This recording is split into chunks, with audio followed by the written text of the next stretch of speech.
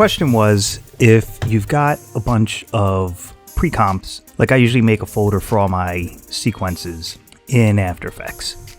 So what I do, if you've already got your animations separated out, I create a new sequence. I call this main animation. And I'm calling this 2 because I've already got one in here called main animation. See, it's right there. So here's my empty comp. And what you can do is you could just drag your sequences in and make your main animation whatever size it needs to be. So I just changed the size to 1.5 minutes. Here's my first animation, and then I could grab another one, put it in my timeline, and remember, if you hold down snap, they'll bump up to the edges. And then again, hold down shift and drag, and it'll snap to the edge of the other one.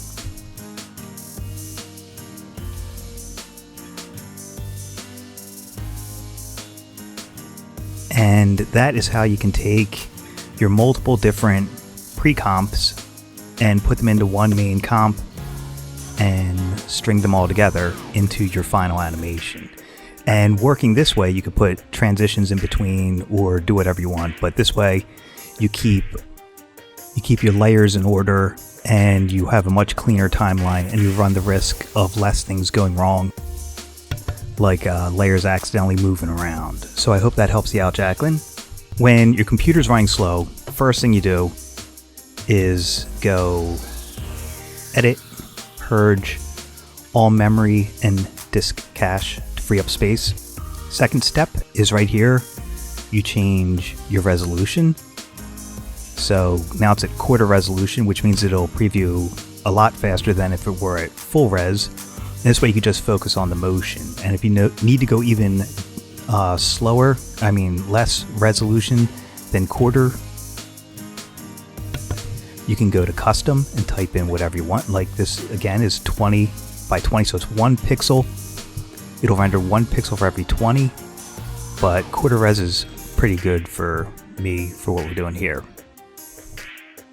The third thing you could do to free up some speed is, if you're not using any light effects or glows, right here at the bottom of your project panel, if you hold down Alt or Option when you click, it'll go from 8-bit to 16-bit to 32-bit. You'll render faster at 8-bit, but remember, if you're using any light effects or glows or things like that, you're going to want 32-bit for more dynamic range. One thing that might push this is either having it come down this way, because I don't think it'd bounce off with that much. That's just me being nitpicky, or having it tumble over that way. Okay, it's looking pretty good. Like I said, my one concern is this dart with how it's flying back off. It almost looks like the keyframes are reversed, but like I said, if it either tumbled down that way or flipped over that way, that'd be pretty nice. But the rest of it's looking pretty good, so nice job. So I see all these other compositions like ghosts and limbs and stuff like that, but all I see on the main composition is this. We'll see based upon how you animate in the ghosts and the type and whatnot, but this is it's a little sparse at the moment. And right here, these curtains should be covering up the curtains behind them. This top should be filled in a bit too. But you wouldn't see these curtains and then this just ends with nothing behind it. Most importantly, don't forget to collapse transform all your Illustrator layers. And Rachel, one thing that might help push this is what I did was I put an adjustment layer and at the top, and remember, any effects you put in the adjustment layer affect every layer below it. And then the effect I put in here was transform. And like you could have this, like once the curtains start to open, keyframe animate the scale and position, come in a little bit. And if we want it to hang here until the curtains are about to close, make sure you click the keyframe diamond here so that it's there's no change until this point.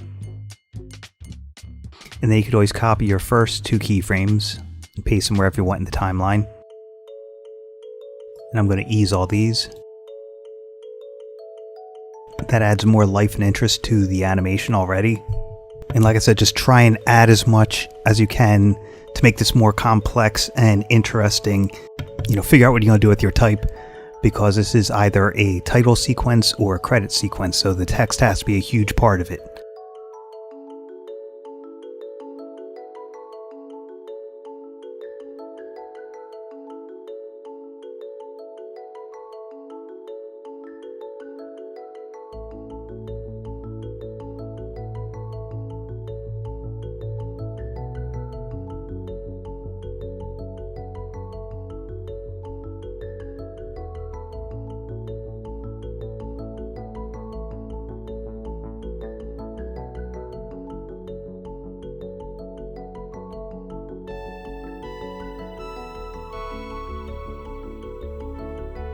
And I just threw 3 colors.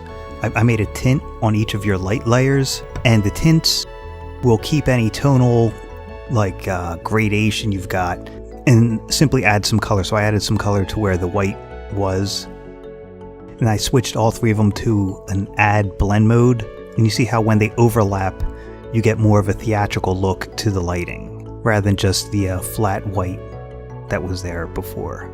And anything will add some interest here, like some dust, some smoke and fog.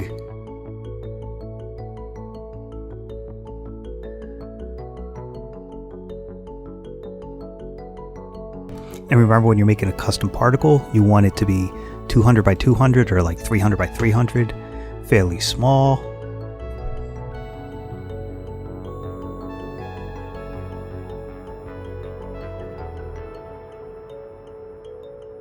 And then scale it so it fits exactly inside the new space. And you could add some life to this if you want.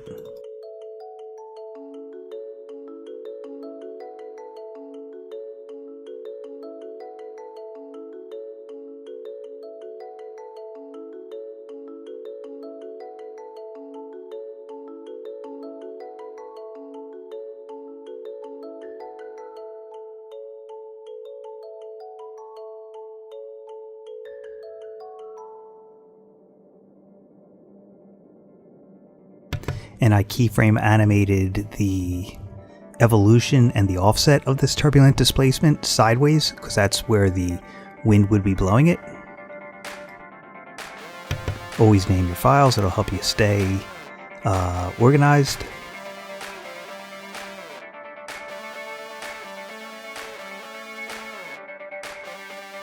And don't forget to hide the custom particle layer that you put in there, because you don't need to see it, because it's going to be in the particle system, not the actual scene. And you go into particle, under particle type, texture faded disk, because it'll give it soft edges all around in a round shape so that you don't notice any hard edges.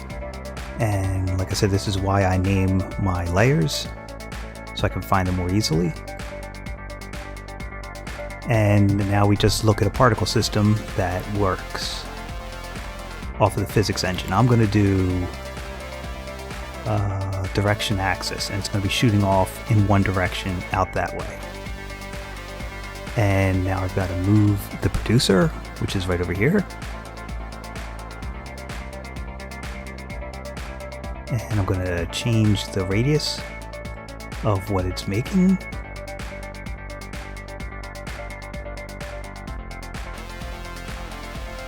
Resistance will hold everything together a little bit better, and the velocity is how far away from the emitter the particles are traveling. I'm going to increase their birth rate.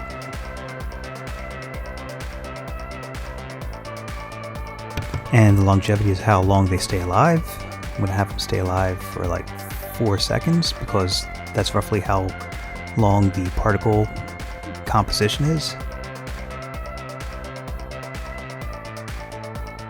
And don't forget birth and death color. If you change them to white, it'll be the exact color. of the image you used. The birth and death size, I had to get bigger as it's dying.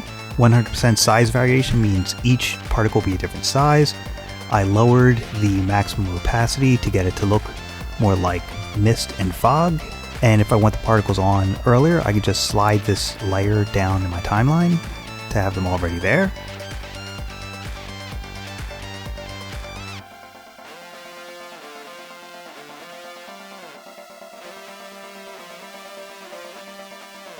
I moved them underneath the lights to have that interact a bit more with them. And I spent about 10 minutes working on this file, and it's already, showing a bit more interest and life and a variety of different techniques. And you notice the particles, since I animated them, there's much more life to them rather than just generating.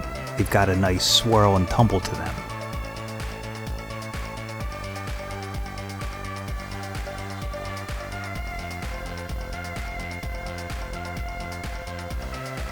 So here's an animation I was working on today.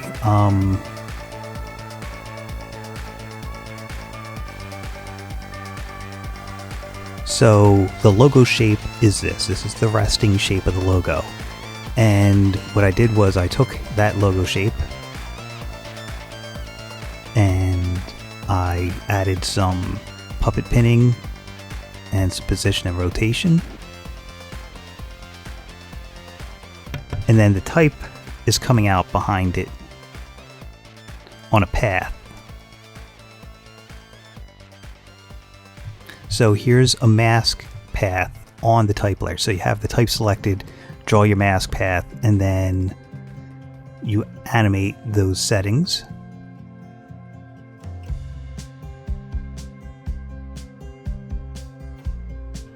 You can see the type comes down from here and around, so I put a mask and I animated that mask path so that you see what you want to see and not the other stuff. And lastly, the logo scales up and it becomes an alpha fade out fly through, so that it could be a templatable animation and you could just have this go over top of whatever video clip you want to fly into. And so you see there's the white negative space that I trim out there. So it's gone when I want it to be gone. And then, so the white is there all the way up until here, and then it's gone. And then the white in the background, I just fade it out, so that you have the solid shape until you're all the way inside the shape. And then the background fades out, and you get that fly-through effect. And remember, clicking here will show or hide the alpha, and that's really invaluable when you're doing fly-throughs and transitions like this, being able to see that you truly are getting that alpha in there. And remember, even though there's a lot of them here, After Effects can't scatter all those. So I'm just going to go here, and hopefully this is transparent. So I've still got this set up for 200 by 200 because it's going to be a custom particle. And I throw my rocks in there.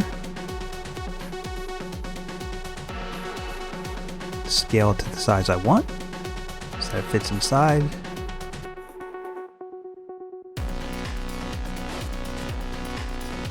And I'm going to mask out these other rocks that I don't want in there. Name it. I'll show you how to do that in a second. We're getting there.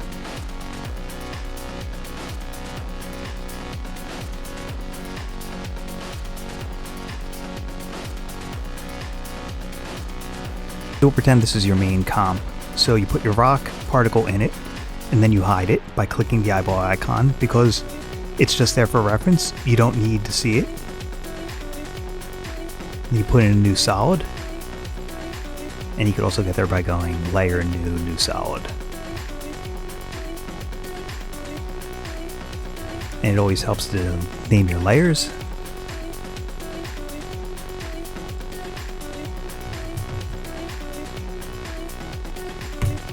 And Particle World is the one you want because it's the only 3D particle engine. And you go through and you look at the different physics engines, and Explode might actually be pretty good for this.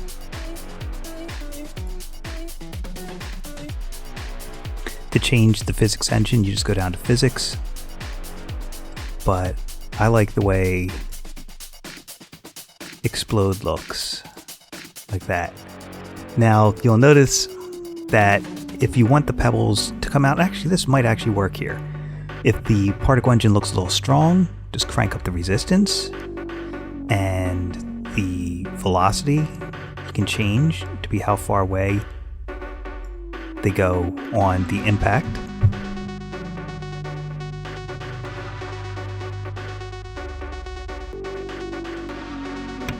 So here's our starting point. Let's lower that.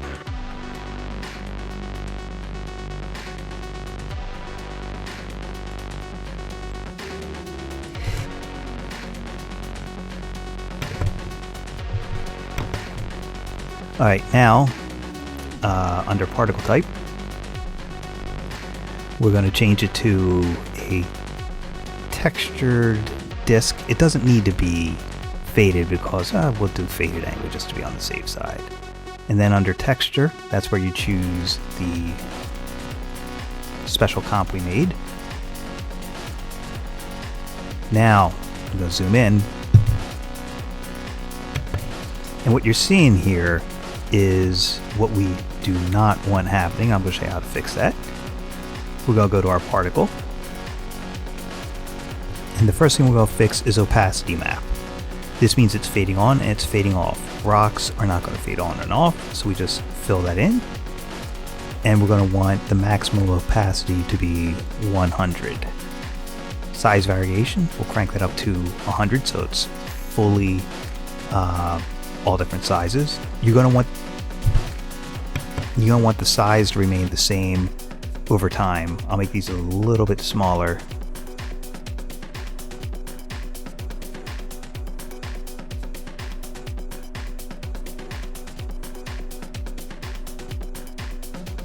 You can color the particle here, or if you make it both white, it'll be the color of the image that you used.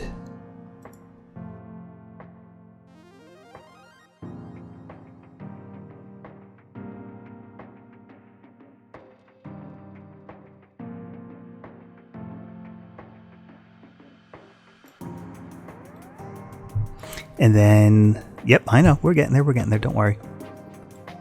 What we're going to do is you're going to keyframe animate the birth rate. So I'll go a few frames and I'll hit 0.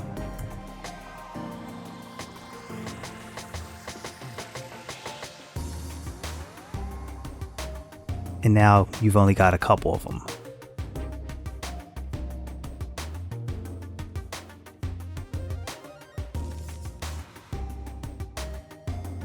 See what I mean? So that was, you know,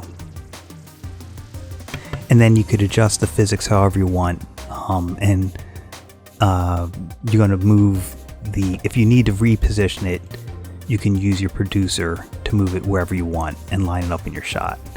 And if you need to change the size, this will affect the amount of the scatter, the size of the radius. And while we've got this, I'm going to push the learning a little bit further. Remember, this grid down here is the quote-unquote floor. So if I wanted,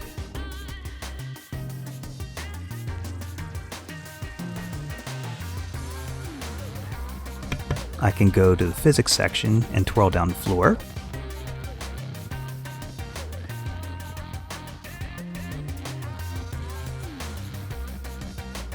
And then here's where I change the position of the floor. And over here, I can set a reaction to the floor.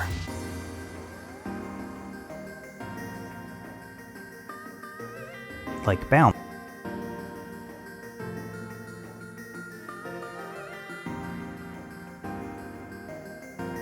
Yeah, no problem at all.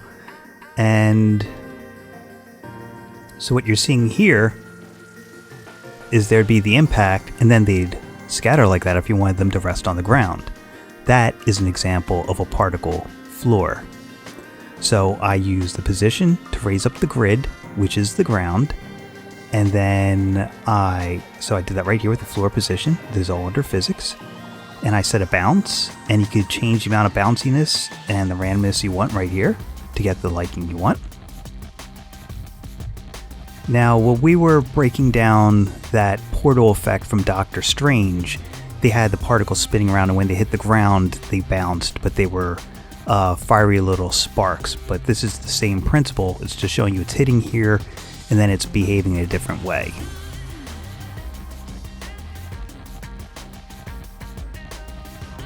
Like if I change it from bounce to ice, they should slide instead of... It's like that.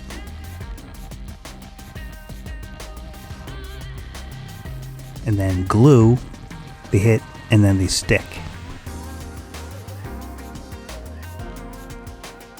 But I chose bounce for Danielle's because rocks would have a little bit of that hop and skip to them.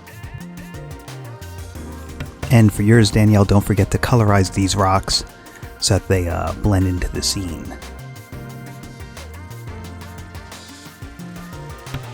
And let's kick it up a notch. One sec, so we got this going on. And don't forget there's alpha all around it.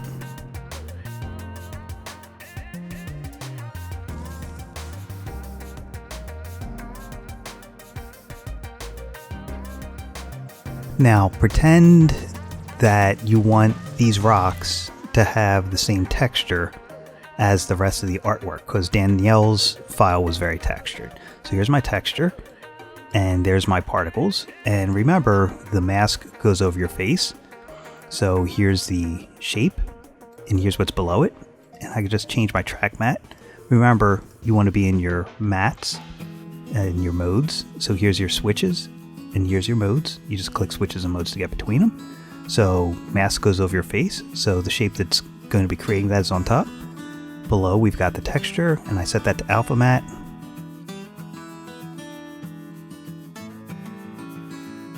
And now it has the texture of what was in the scene.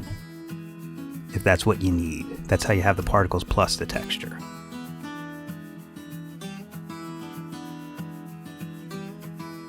To render, I would go into a Media Encoder or a render engine. I'm going to do a Media Encoder for this.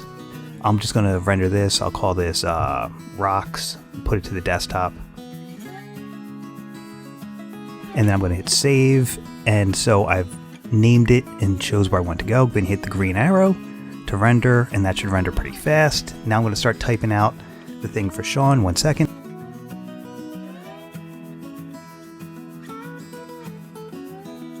So I'm answering Jade's question now. So if you already had your video file rendered and you don't feel like sitting through the re-render all over again just to compress it, here's the fast way of just compressing it.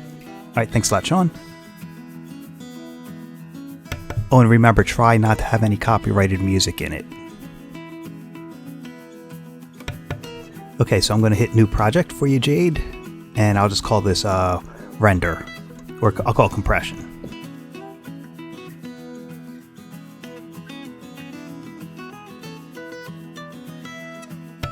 So we opened up Adobe Premiere, we made a new project, we're just going to call it compression. Then you click browse to where you're going to save your project file. And I'm just going to do the desktop for mine.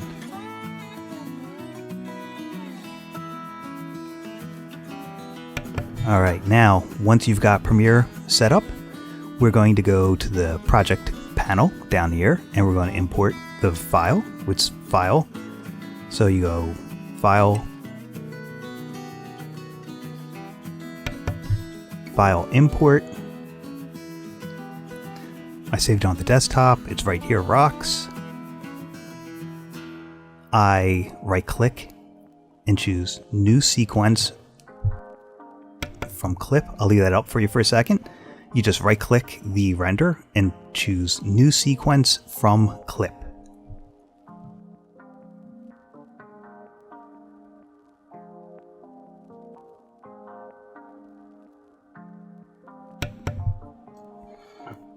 And that fills up the timeline with a render that's the exact same length and frame rate and the right aspect size, so it's a perfect copy.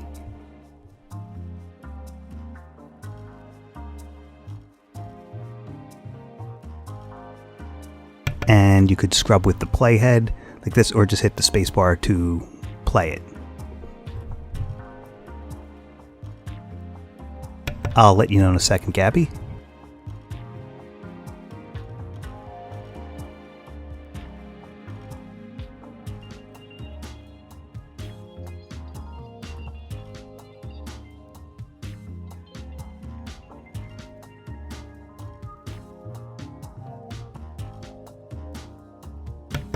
Did you put yours in at 255 today?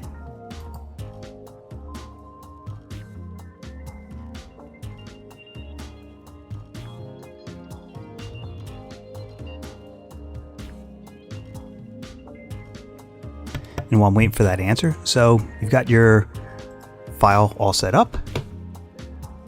You have to have the timeline selected and the right sequence selected, and then you go File, Export Media.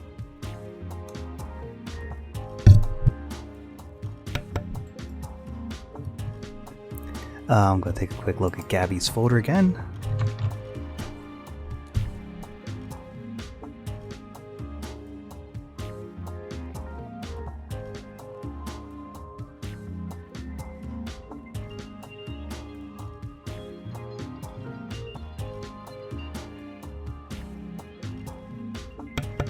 Not seeing it at the moment, so I'll show you in a second on my end. Alright, so H264, that's what you want. Name the file what you want and choose where it's going to go. I'll just put a 2 at the end so I don't overwrite the original, because you don't want that, because the original is in your project. So, just rename it something else.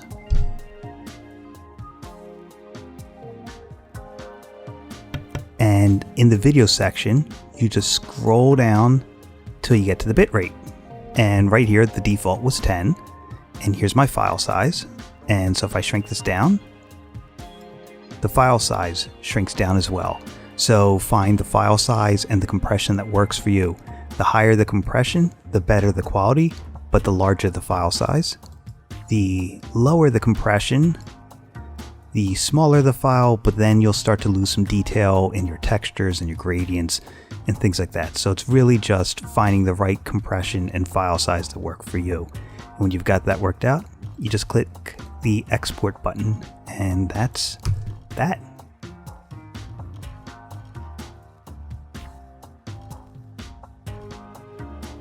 And remember, if you're too lazy to create a new pre-comp for your custom particle, you just throw something in over top of the old particle that's in there and just make sure that it's scaled down and fits inside.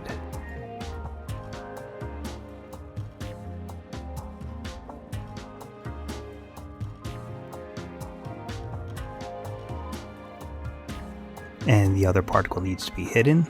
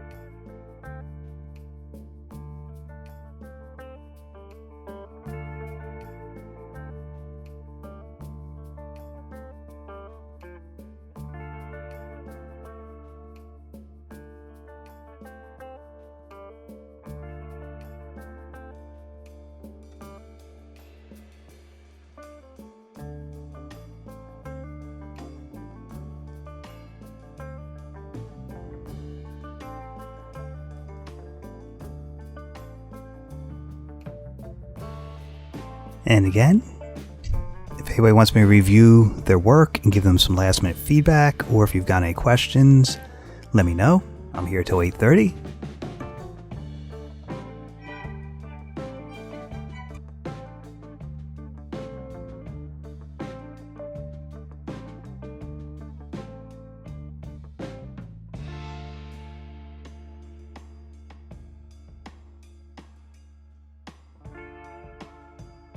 Okay, now, this part right here, it would be nice if as these zoomed in and whatnot, there was some jostling of what's on the plates. Like that leaf could move a little bit, or you could use, one sec.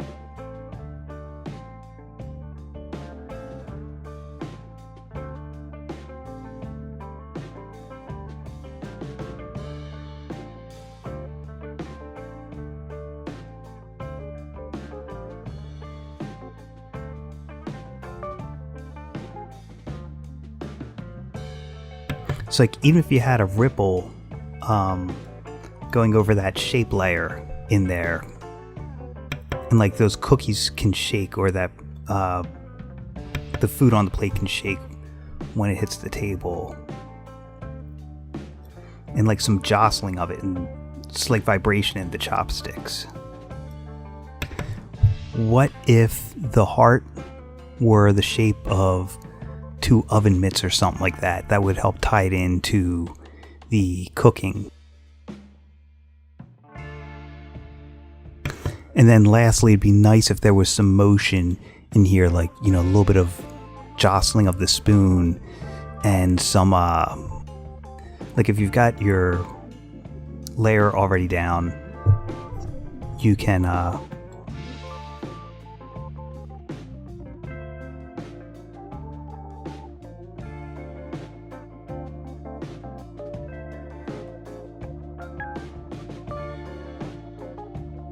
you can have your type set up at some of these nice long extensions as mostly animated on, and then do a nice slow end of a trim path on some of those to give it a little bit of life. But it's looking pretty nice.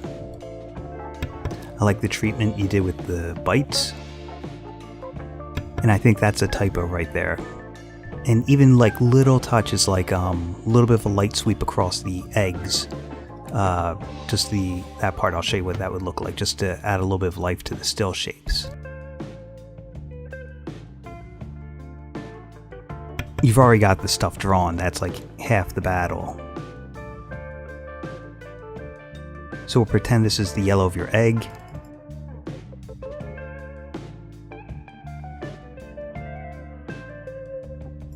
And then you just animate the center of it over time.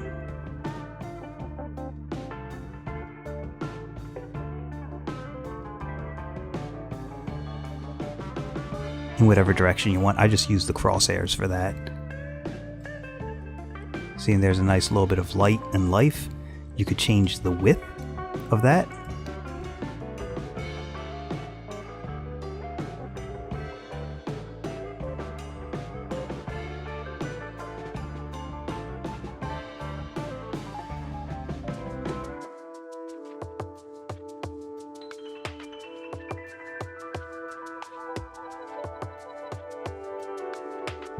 So you see how that adds a little bit of interest to that flat color.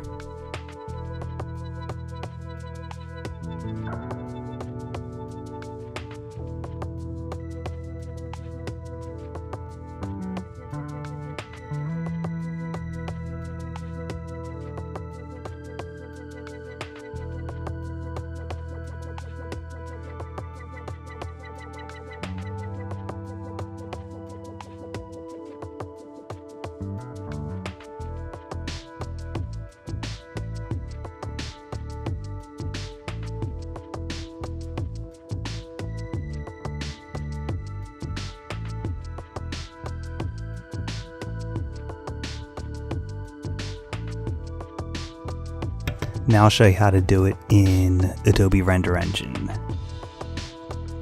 So again, you've got your timeline selected and the composition you want to render loaded up and selected, and you choose Composition, Add to Render Queue. Render Queue opens inside of Adobe After Effects. You'll click on the word lossless and drop that down to QuickTime. Hit OK.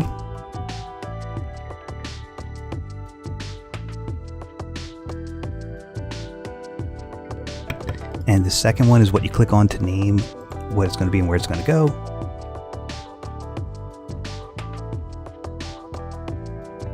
And then you click the render button over here when you're ready. And that's how you use both of the render engines in After Effects. And then when it's done, you select it, delete it, close the render engine.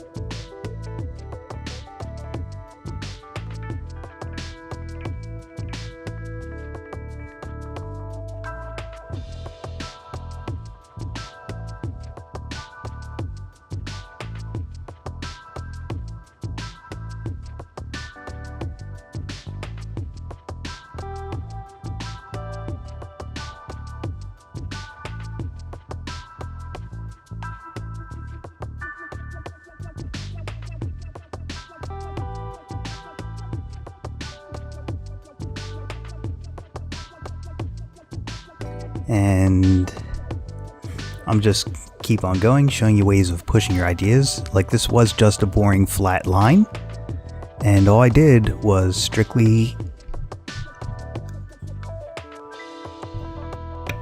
in After Effects. I just used roughen edges, a glow, and a turbulent noise displacement map to make it look less computerized and a little bit more organic. So there's my settings for roughen edges.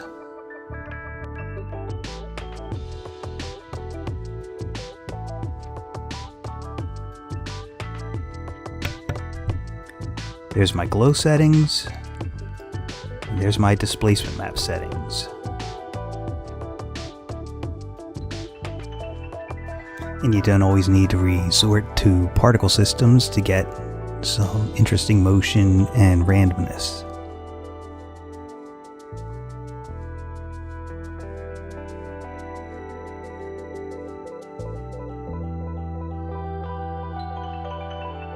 And remember, you can always colorize grayscale images and values with tint, tritone, and colorama.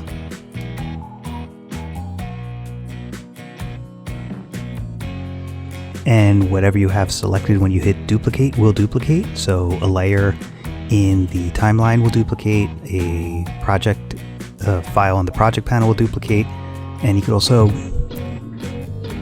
duplicate a glow or an effect.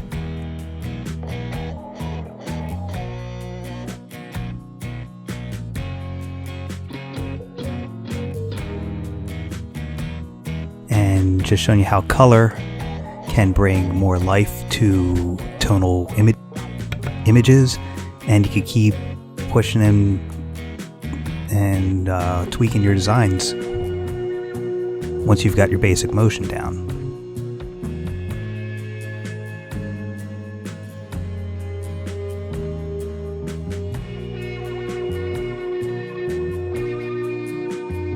I like the texture to it. Okay, so am I in the right sequence?